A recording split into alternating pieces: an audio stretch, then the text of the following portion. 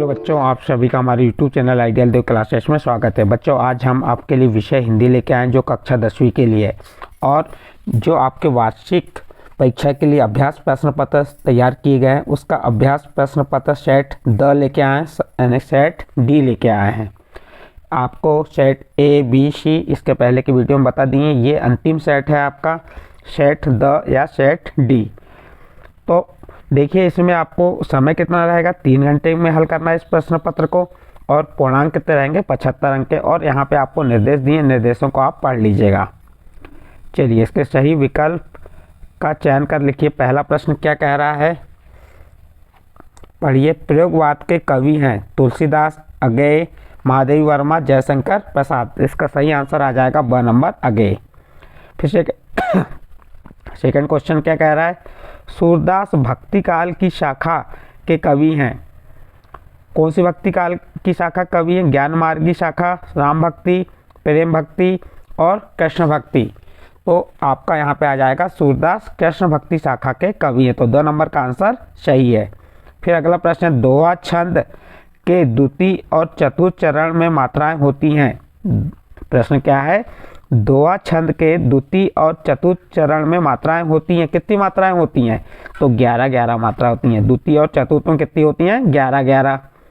फिर next question है, नेताजी की मूर्ति तैयार करने वाले मूर्तिकार का नाम। जो नेताजी की मूर्ति थी उसको तैयार करने वाले मूर्तिकार का नाम क्या है, किशोरीलाल, रामलाल, मोतीलाल, जयंतलाल। इसका सही आंसर आ जाएगा स number, Motilal. Next question number 5, किसी कार्य का करने या होने का बोध कराने वाले शब्द कहलाते हैं। प्रश्न क्या है, किसी कार्य का करने या होने का बोध कराने वाला शब्द कहलाता है। तो इसका सही आंसर आ जाएगा क्रिया। क्या आ जाएगा, क्रिया आ जाएगा। नेक्स्ट अगला प्रश्न देखिए, भोलानाथ के पिता आटे की गोलियां गंगा जी में प्रभावित करते थे। और नंबर 1000, 100, 300, 500। तो इसका आंसर आ जाएगा द नंबर, 500। कितनी गोलियां करते थे, 500 गोलियां। नेक्स्ट प्रश्न है, विश्व के सकल जन गर्मी से खालिस्तान हो रहे हैं। भ्रमित, व्याकुल, द्रवित। तो इसका सही आंसर क्या होगा, व्याकुल। विश्व के सकल जन गर्मी से व्याकुल हो रहे हैं। फिर सेकंड नंबर क्या कह रहा है, स्थायी भाव के उत्पन्न होने के कारणों को खालिस्तान कहते हैं। जहाँ पे स्थायी भाव के उत्पन्न होने के कारणों को क्या कहते हैं, तो इसका सही आंसर आ जाएगा विभाव कहते हैं। फिर थर्ड नंबर देखिए, कविता के रचना विधान को खालिस्तान कहते हैं। कविता के रचना विधान को खालिस्तान कहते हैं, तो उसको छंद कहते हैं। कविता के रचना विधान को छंद कहते हैं। नेक्स्ट क्वेश्चन, इसके बाद क्वेश्चन नंबर 4 देखेंगे। क्वेश्चन नंबर 4 में क्या दिया हुआ है, पढ़िए। बाल गोविंद भगत पाठ गद की खालिस्तान विधा के अंतर्गत आता है। रेखाचित्र, स्मरणीय, जीवनी किसके अंतर्गत आता है, तो ये आता है रेखाचित्र के अंतर्गत। जिन वाक्यों में किसी कार्य के ना होने का बोध होता है, जिन वाक्यों में किसी कार्य के ना होने का बोध होता है उससे खालिस्तान वाक्य कहते हैं, तो उसे निषेधवाचक वाक्य कहते हैं। तो इसका सही आंसर आ जाएगा आपका निषेधवाचक। सिलीगुड़ी से ही हमारे साथ थी यह खालिस्तान नदी है। तो ये आपकी तिस्ता नदी, कौन सी नदी आ जाएगा यहाँ पे, तिस्ता नदी आ जाएगा। नेक्स्ट अगला क्वेश्चन देखते हैं। क्वेश्चन नंबर 3 है, सही जोड़ी बनाकर लिखिए। आत्मकथ्य कविता है, आत्मकथ्य कविता है। तो देखिए, इसमें स्तंभ और ब है, तो स्तंभ ब से इसका मिलान करना है आपका। तो आत्मकथ्य कविता है, किसकी है आत्मकथ्य कविता, जयशंकर प्रसाद की। तो इसको किससे मिला देंगे, जयशंकर प्रसाद। इसका 1 नंबर हो गया। 16-16 मात्राएं होती हैं किसमें, चौपाई में। किसमें होती हैं, तो इसका आंसर आ जाएगा चौपाई में। तो इसका दूसरे का आंसर हो गया ये। उपन्यास के तत्व होते हैं। उपन्यास के तत्व कितने होते हैं, कहानी के तत्व भी 6 होते हैं, तो उपन्यास के तत्व कितने होंगे, 6। ये तीसरे का आंसर हो गया। एक प्लेट सैलाब। चौथे का आंसर क्या हो जाएगा, किसने लिखा था, मनु भंडारी। तो इसको मनु भंडारी से मिला दीजिए, चौथे का आंसर हो गया। जो मीठी वाणी बोलता है, तो इसका सही आंसर क्या हो जाएगा? मितभाषी। तो इसका आंसर क्या आएगा आपका? मितभाषी, पांचवें का आंसर।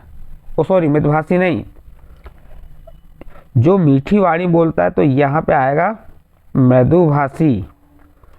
और एक प्लेट सैलाब में क्या आया था आपका? मन्नू भंडारी। मन्नू भंडारी से मिलना था।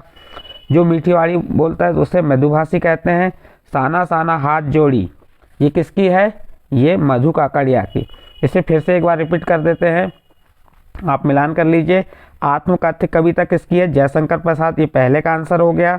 16-16 मात्राएं किसमें होती हैं? चौपाई में, ये दूसरे का आंसर हो गया। उपन्यास के तत्व कितने होते हैं? 6, ये तीसरे का आंसर हो गया।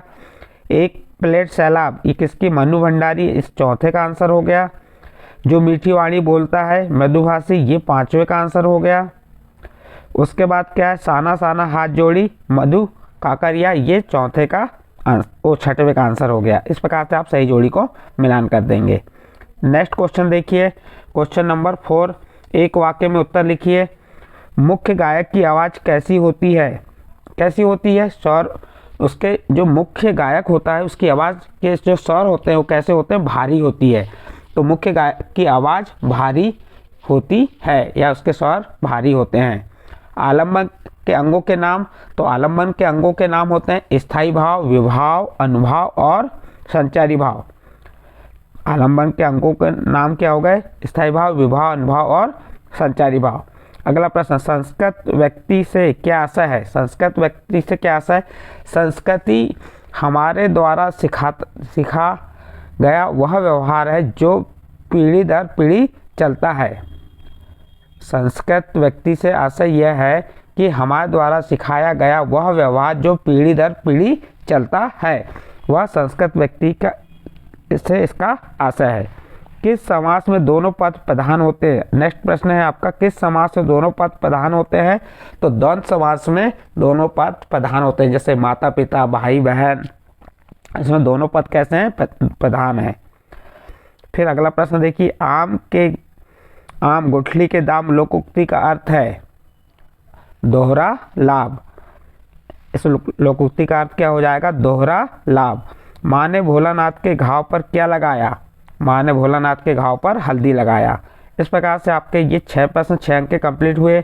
नेक्स्ट प्रश्न है प्रश्न नंबर 5, सत्य असत्य। फसल कविता हमें कैसी संस्कृति के करीब ले जाती है? बिल्कुल सही है, सत्य आ जाएगा इसका आंसर। दूसरा, किसी वस्तु का बढ़ा चढ़ाकर वर्णन अनुयुक्ति अलंकार में होता है, तो ये कथन असत्य है। ये किस में होता है? अतिशयोक्ति अलंकार में होता है। बिस्मिल्लाह खान बांसुरी वादन के लिए जाने जाते हैं, सत्य असत्य? असत्य, तबला वादन के लिए जाने जाते हैं। दूसरा, चौथा देखिए, दो पद के मेल को संधि कहते हैं, बिल्कुल सही है, दो पद के मेल को क्या कहते हैं? संधि कहते हैं। गंतोक का अर्थ है पहाड़, सही। गंतोक का अर्थ क्या होता है? पहाड़, तो ये भी कथन सत्य है। अगय विज्ञान के विद्यार्थी रहे हैं, गलत। देखिए फिर से एक बार, पहला सत्य, दूसरा असत्य, तीसरा असत्य, चौथा सत्य, पांचवा सत्य और छठवां असत्य। इस प्रकार यहाँ पे आपके सत्य असत्य कंप्लीट होते हैं। इसके बाद आपके 2 अंक के प्रश्न आते हैं, जिनके उत्तर आने वाले वीडियो में आपको हम बता देंगे। आप प्रश्नों को एक नज़र देख लीजिए, आपके कितने प्रश्न आना है, कैसे प्रश्न आना है, इस प्रश्न पत्र को पूरा आप एक नज़र देख सकते हैं। कितने प्रश्न आएंगे आपके यहाँ पे? 23 प्रश्न आएंगे। कितने प्रश्न आएंगे? टोटल 23 प्रश्न। इस प्रकार से आपका जो प्रश्न पत्र यहाँ पे, इस प्रकार से आपका प्रश्न पत्र द या सेट डी कंप्लीट होता है। यदि बच्चों ये सेट आपके समझ आया हो तो आप हमारे चैनल आइडियल देव क्लासेस सब्सक्राइब कीजिए, लाइक कीजिए एवं अन्य ग्रुप में शेयर जरूर कीजिए।